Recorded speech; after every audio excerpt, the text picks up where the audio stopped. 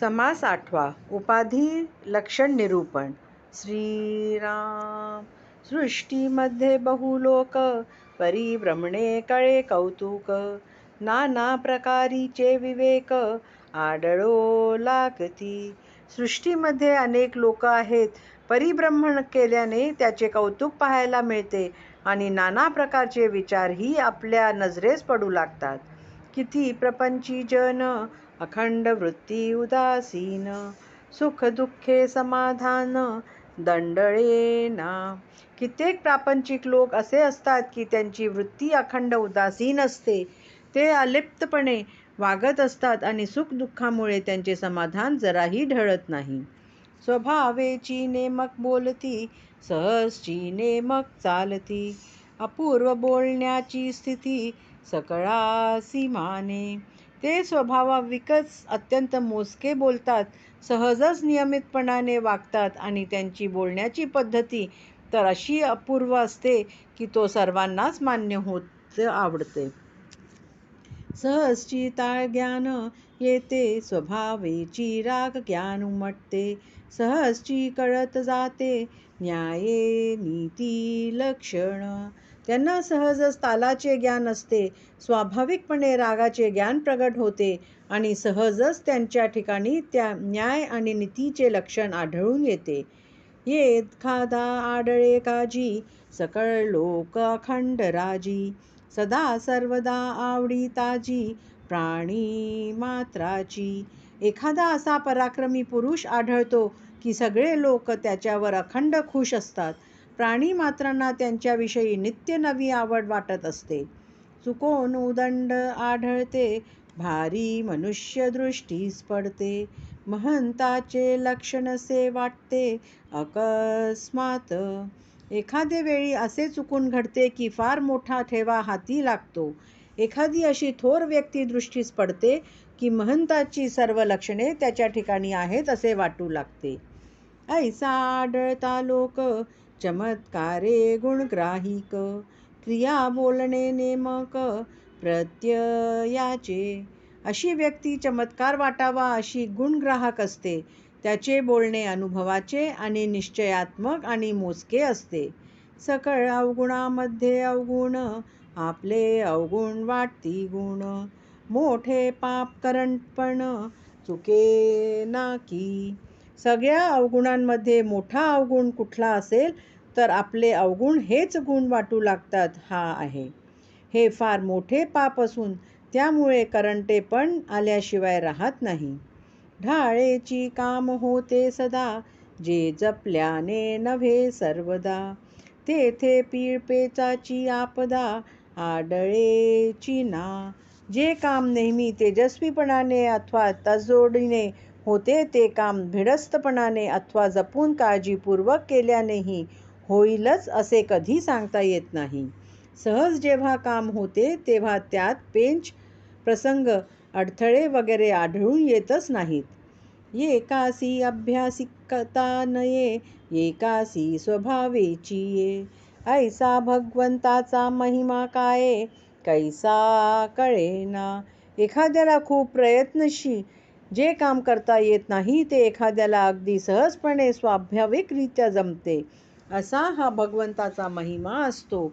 तो कसा आणि का हे कळून येत नाही. मोठी राजकारणे चुकती, राजकारणावढा लागती. नाना चुकीची फजिती, चहूकडे. राजकारणात एखादी मोठी चूक झाली तर त्या राजकारणाने अनेक माणसे वेढली जातात, संकटात सापडतात. या चुकीमुळे चहूकडे नाना प्रकारे फजिती होते. या कारणे चुको नये, म्हणजे उदंड उपाये. उपायाचा अपाये, चुकता होय. यासाठी चूक होऊ नये म्हणून उदंड उपाय करावेत. चूक झाली तर उपायाचाच उपाय होतो. काय चुकले ते कळेना, मनुष्याचे मनची वळेना. खवळला अभिमान गळेना, दोहीकडे. काय चुकले हेच कळत नाही. ज्या माणसाशी राजकारण चालू असते त्याचे मन काही केल्या वळत नाही आणि दोन्ही बाजूचा अभिमान खवळतो, तो काही केल्या कमी होत नाही. अवघे फडची नासती, लोकांची मने भंगती. कोठे चुकती युक्ती काही कळेना. यामुळे सगळे राजकारणच बिघडले. सर्व लोकांची मने दुखावली जातात आणि तरी युक्तीत कोठे चूक होते हे कळत नाही. व्यापे विना टोप केला तो अवघा घसरची गेला. अकलेचा बंद नाही घातला दुरी दृष्टीने. व्याप सांभाळता येत नसताना जो खटाटोप केला तो सर्व घसरतच गेला.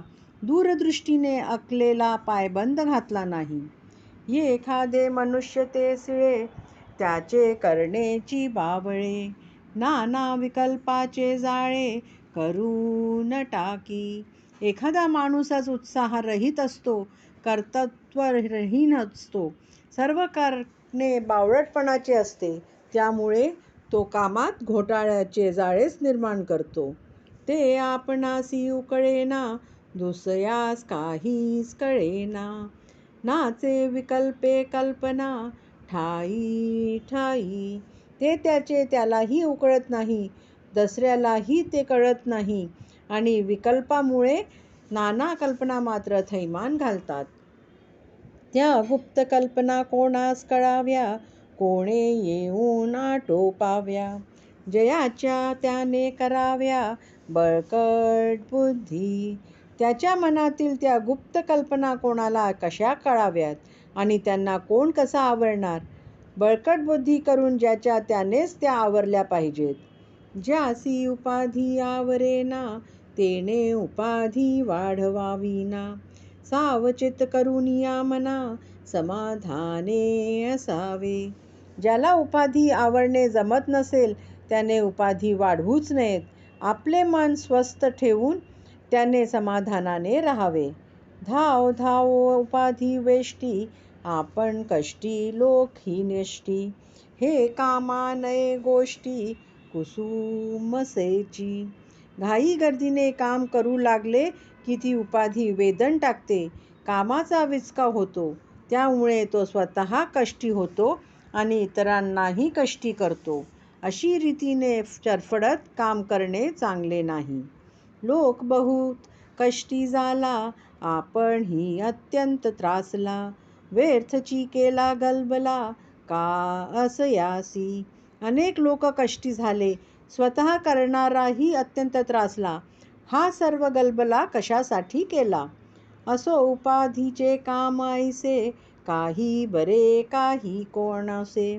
सकळ समजोन ऐसे वर्तता बरे. असो उपाधीचे कामच असे असते. काही बरे असते, काही त्रासदायक असते. हे सर्व आधी समजून घेऊन त्याप्रमाणे वागावे म्हणजे बरे. लोकांपासी भावार्थ कैचा आपण जगवावा त्याचा. शेवट उपंढर कोणाचा पडोची नये. लोकांचा भावार्थ कसा आहे हे जाणून त्यांना त्याप्रमाणे चेतवावे लागते. शेवटी कोणाचाही दंभस्फोट फजिती होऊ देऊ नये. अंतरात्म्याकडे सकळ लागे निर्गुणी हे काहीच न लगे. नाना प्रकारीचे दगे चंचळामध्ये. ह्या सर्व गोष्टी अंतरात्म्याकडे लागतात. निर्गुणाकडे हे काहीच लागत नाही. नाना प्रकारचे धोके सर्व चंचळामध्येच असतात. शुद्ध विश्रांतीचे स्थळ ते एक निर्मळ निश्चळ. तेथे विकारची सकळ निर्विकार होती. एक निर्मळ निश्चळ परब्रह्म हेच शुद्ध विश्रांतीचे स्थळ आहे. तेथे सर्व विकार निर्विकार होतात. उद्वेग अवघे तुटोनी जाती मनासी वाटे विश्रांती. ऐसी दुर्लभ परब्रह्मस्थिती विवेकी सांभाळावी. या ठिकाणी सर्व उद्वेग नष्ट होतात, मनाला विश्रांती लाभते. अशी ही दुर्लभ परब्रह्मस्थिती विवेकाने जतन करावी. आपणास उपाधी मुळीच नाही ऋणानुबंधे मिळाले सर्वही. आल्या गेल्याची क्षिती नाही ऐसे झाले पाहिजे. आपल्याला उपाधी मुळातच नाही. ऋणानुबंधाने एकमेकांच्या गाठी पडतात. सर्व भेटतात, कुणी येवो वा जावो त्याची पर्वा नाही. असे व्हायला पाहिजे. जो उपाधीस कंटाळला तो निवांत होऊन बैसला. आटोपेना तो गलबला कासयासी. जो उपाधीला कंटाळतो तो स्वस्वरूपी निवांत होऊन राहतो. जो आपल्याला आटोपत नाही असा गलबला व्याप कशासाठी करावा. काही गलबला काही निवळ ऐस्या कंठी जावा काळ.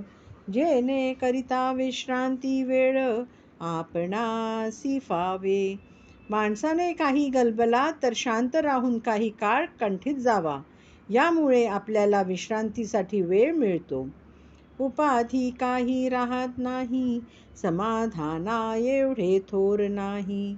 नरदेह प्राप्त होत नाही क्षण क्षणा.